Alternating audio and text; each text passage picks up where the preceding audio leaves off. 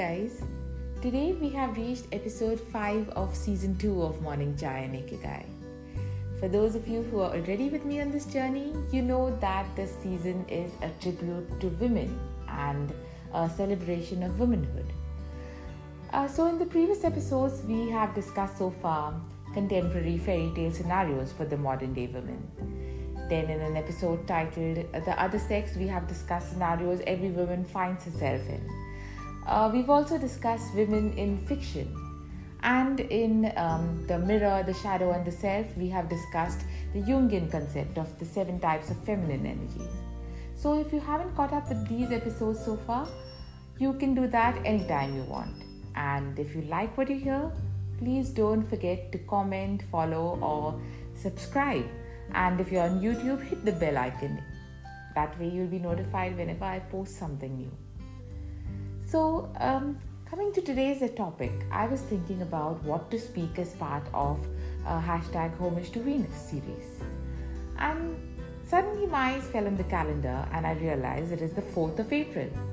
And what better way to commemorate womanhood than by celebrating a woman par excellence, born on this very day.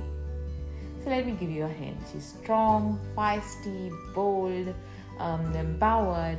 She is our very own phenomenal woman, Maya Angelou.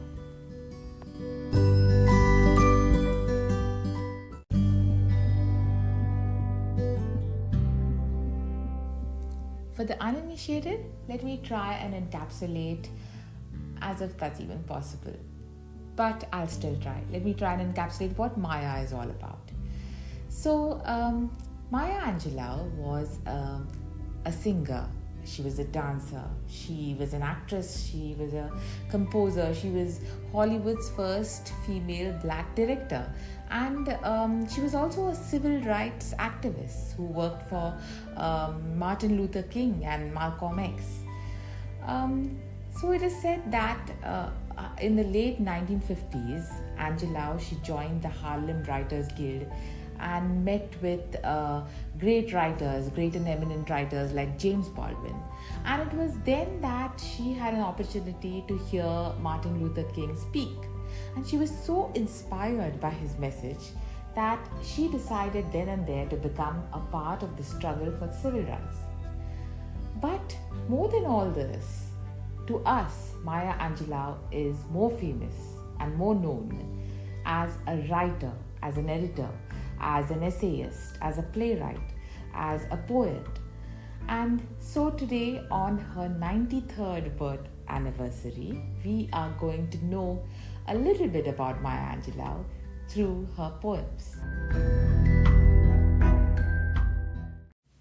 Now, this is something not everyone may know because we are so acquainted with the name Maya Angelou. But that wasn't her real name. Maya was born as Marguerite Johnson in St. Louis in Missouri.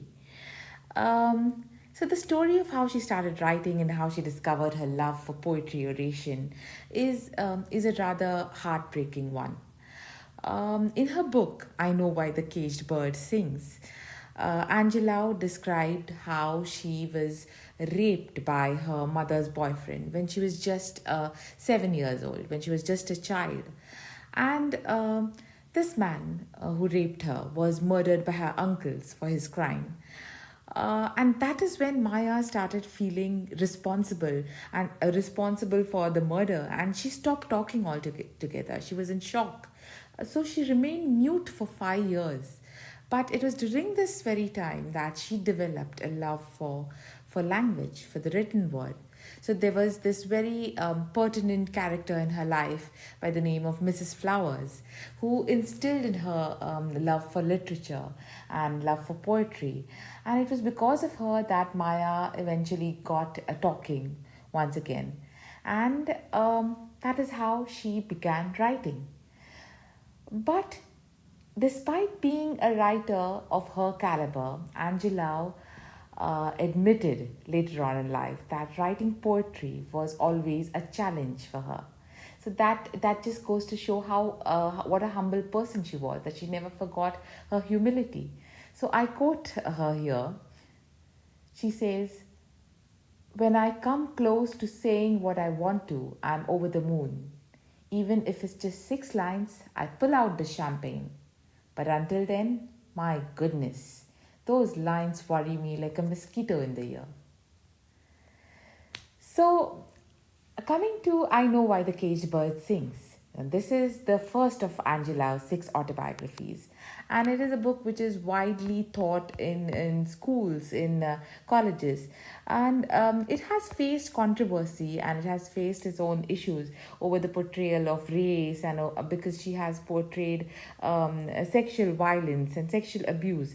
But that was her journey. And she had to be honest to herself. It is a very it's of course it's a heartbreaking book, but it's a beautiful book all the same. So let's get to know Maya a little through her work. Now we'll start with a very poignant and a heartrending poem from the very book, and it's titled Caged Bird.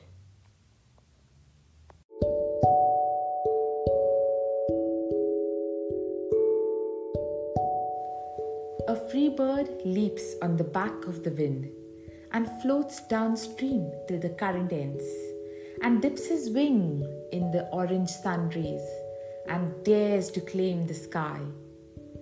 But a bird that stalks down his narrow cage can seldom see through his bars of rage. His wings are clipped and his feet are tied, so he opens his throat to sing. The caged bird sings with a fearful trill of things unknown but longed for still, and his tune is heard on the distant hill, for the caged bird sings of freedom. The free bird thinks of another breeze, and the trade winds soft through the sighing trees, and the fat worms waiting on a dawn-bright lawn, and he names the sky his own. But a caged bird stands on the grave of dreams. His shadow shouts on a nightmare scream. His wings are clipped and his feet are tied, so he opens his throat to sing. The caged bird sings with a fearful trill of things unknown but longed for still, and his tune is heard on the distant hill, for the caged bird sings of freedom.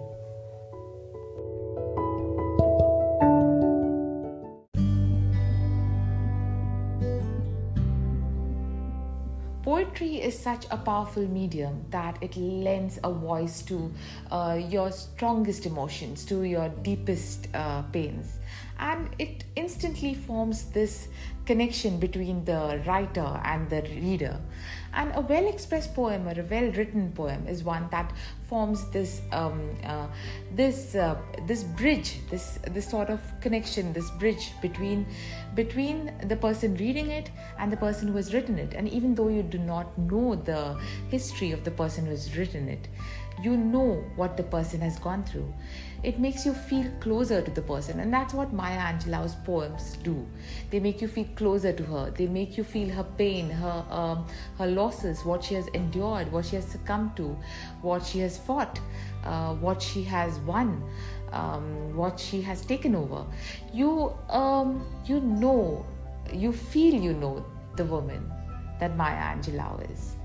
In fact, her Caged Bird was one of her first poetries that I had read, and it had such a profound influence on me that even today that remains one of my favorite poems. It's not just poignant, but it's sensitive, and it always manages to overwhelm me whenever I read it.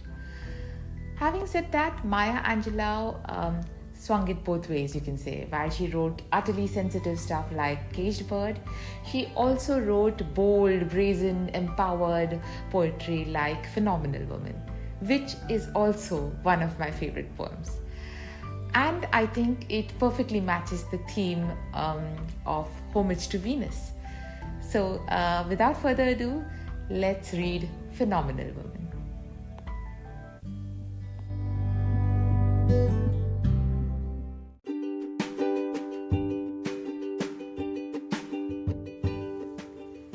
Pretty woman, wonder where my secret lies. I'm not cute or built to suit a fashion model size. But when I start to tell them, they think I'm telling lies. I say, it's in the reach of my arms, the span of my hips, the stride of my step, the curl of my lips. I'm a woman, phenomenally. Phenomenal woman, that's me. I walk into a room just as cool as you please. And to a man, the fellows stand or fall down on their knees. Then they swarm around me, a hive of honeybees. I say, it's the fire in my eyes and the flash of my teeth, the swing in my waist and the joy in my feet. I am a woman, phenomenally. Phenomenal woman, that's me. Men themselves have wondered what they see in me. They try so much, but they can't touch my inner mystery. When I try to show them, they say they still can't see. I say, it's in the arch of my back, the sun of my smile, the ride of my breast, the grace of my style. I'm a woman, phenomenally. Phenomenal woman, that's me. Now you understand just why my head's not bowed. I don't shout or jump about or have to talk real loud. When you see me passing, it ought to make you proud. I say, it's in the click of my heels, the bend of my hair, the palm of my hand, the need for my care. 'Cause I am a woman, phenomenally, phenomenal woman, that's me.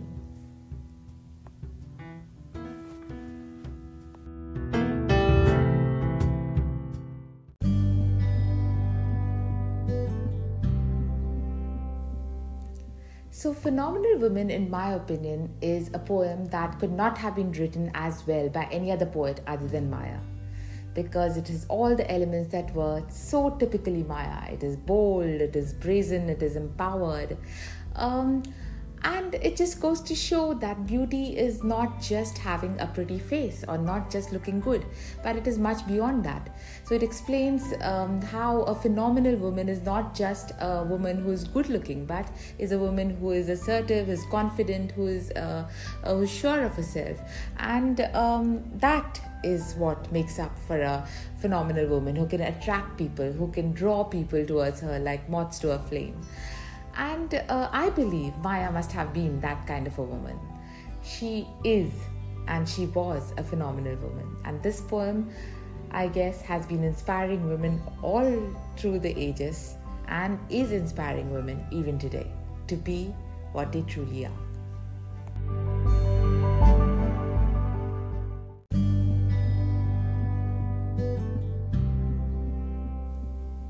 Last but not the least, I would like to conclude with this powerful poem that she wrote and which got published in 1978, but which still resonates with millions of hearts even today, millions of women even today, millions of people who are fighting for a cause even today. The poem is titled, Still I Rise.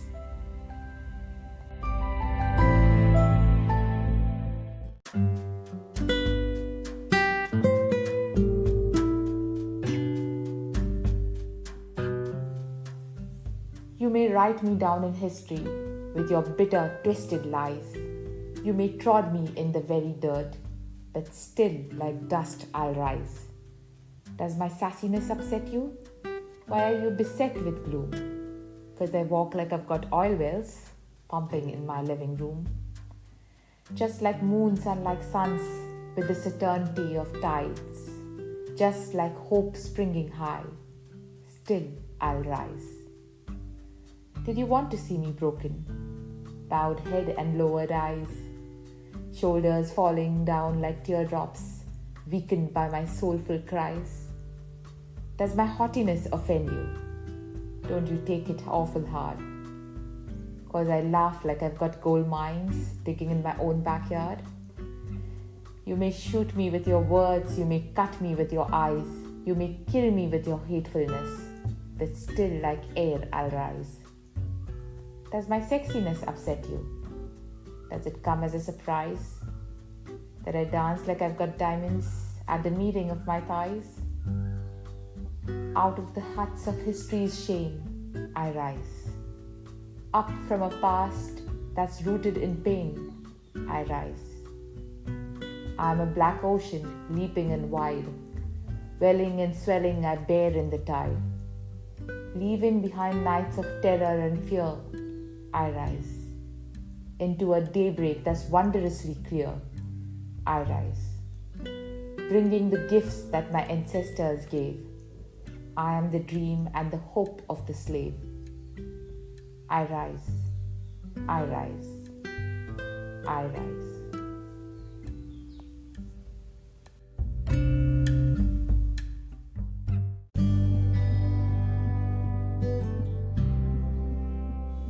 And with that, I think I'll leave you to reflect on her verses, to ponder on her words and relate them with whatever's happening with you and whatever's happening around you. Because Maya's words, even today, are capable of causing great positive change. So this was my humble tribute to the woman that Maya was, to the women we all are, and to Venus. On that note, this is your podcast host Priyanka signing out.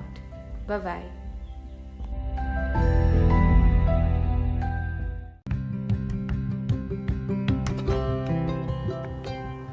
Morning Chai and Ikigai is a weekly podcast. That means fresh episodes are uploaded every Sunday.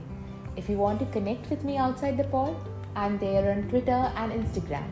My handle is Dr. Priyanka Naik. That is Dr. Priyanka Naik. I am there on Facebook as well. And my YouTube channel is Dr. Priyanka Naik. I also blog at drpriyankanaik.com.